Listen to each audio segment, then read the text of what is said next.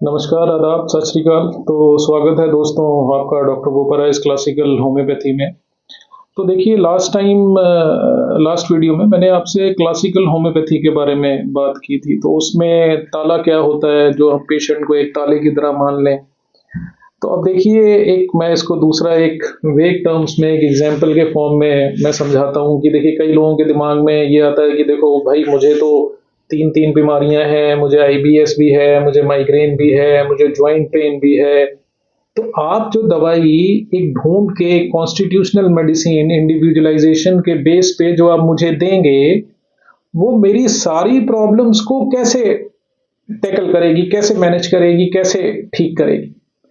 अब देखिए यहाँ मैं आपको एक बात बताना चाहता हूँ। तो आप अब इस ताले को कहोगे कि ये ताला तो ट्रिपल लॉक टाइप वाला ताला है कि भाई 3 इसमें जो है वो पर्दे बने हुए हैं और एक चाबी से ही ये ताला कैसे खुलेगा।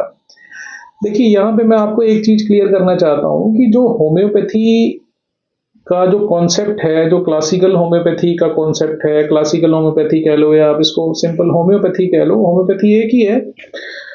तो इसमें जो कॉन्सेप्ट होता है वो होलिस्टिक कॉन्सेप्ट होता है। होलिस्टिक कॉन्सेप्ट का मतलब ये है कि जब हम होम्योपैथी की बात करते हैं तो हम सारी पूरी बॉडी को अपने माइंड से लेके और जितने भी हमारी बॉडी में सारे सिस्टम्स आपस में वर्क कर रहे हैं वो सारे एक दूसरे से इंटरकनेक्टेड हैं।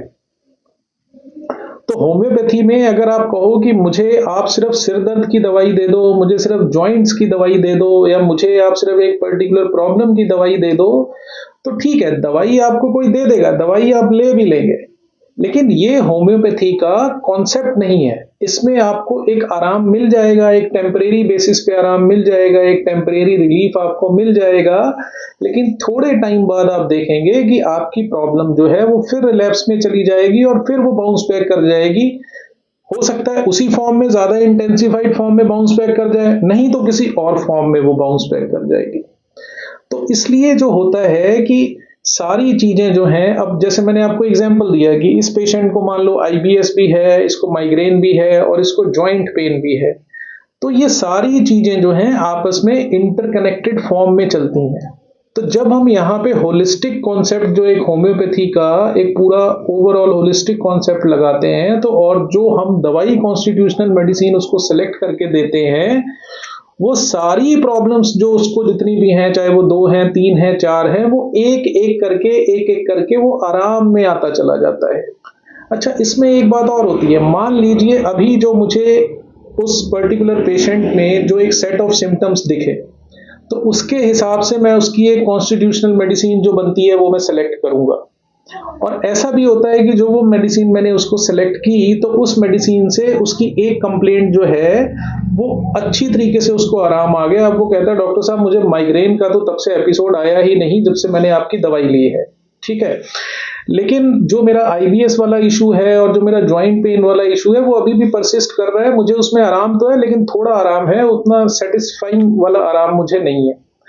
तो हम क्या उस टाइम देखते हैं कि हमने जो लास्ट टाइम मेडिसिन दी थी, हम एक बार सिम्टम्स दोबारा एनालाइज करते हैं और फिर हम उसको चेक करते हैं कि क्या अभी भी वही सारे सिम्टम्स एग्जिस्ट कर रहे हैं, अभी भी सारी ड्रग पिक्चर उस पेशेंट की जो हमें जो उससे सिम्टम्स मिल रहे हैं वो सारे सेम है या उसमें कुछ चेंज आ गया है।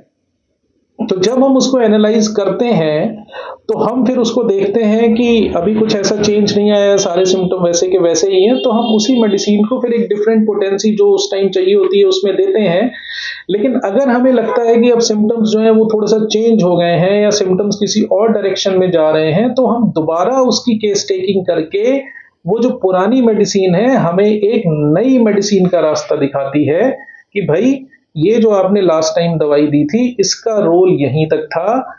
अब जो एक नए सेट ऑफ सिम्टम्स निकल के आ रहे हैं वो एक दूसरी मेडिसिन की तरफ इंडिकेट कर रहे हैं। तो हम बहुत केयरफुली उस चीज को देख के अगर एक नई मेडिसिन इंडिकेट हो रही है तो फिर हम उसको नई मेडिसिन को डिस्पेंस करते हैं।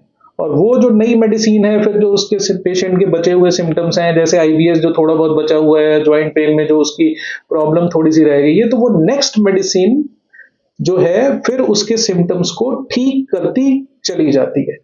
तो कहने का मतलब ये है कि क्लासिकल होम्योपैथी में जब हम दवाई देते हैं तो हमारी दवाई का जो सिलेक्शन है वो सिंगल मेडिसिन का सिलेक्शन होता है। क्योंकि एक कॉन्सेप्ट होलिस्टिसिटी का है, होलिस्टिक कॉन्सेप्ट है। तो होलिस्टिक कॉन्सेप्ट में हम पूरे पेशेंट को एज ए होल मान के उसमें ताले की चाबी लगाते हैं।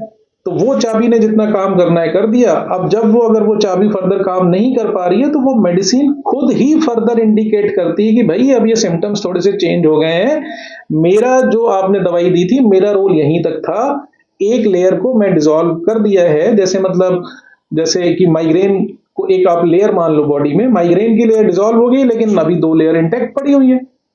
तो वो जो 2 लेयर इंटैक्ट पड़ी हुई हैं, फिर उसके लिए जो दूसरी मेडिसिन हम सेलेक्ट करेंगे सिम्टम्स के हिसाब से, वो जो 2 लेयर बची हैं वो एक-एक करके वो भी डिसॉल्व हो जाएंगी और फाइनली जो है वो पेशेंट की जो तीनों प्रॉब्लम्स थी वो तीनों की तीनों खत्म हो जाएंगी और पेशेंट जो है वो एक अपना ऑप्टिमम हेल्दी स्टेटस जो है वो अचीव कर लेता है। इस तरीके से होम्योपैथी काम करती है। तो मेन मुद्दे की बात यही है कि मेडिसिन हमें उस पेशेंट की ढूंढनी है और ढूंढ के उसको देनी है, जिससे कि उसका जीवन जो है वो एक हेल्थ की तरफ अग्रसर हो जाता है। तो बाकी बात नेक्स्ट वीडियो में करेंगे। Thank you.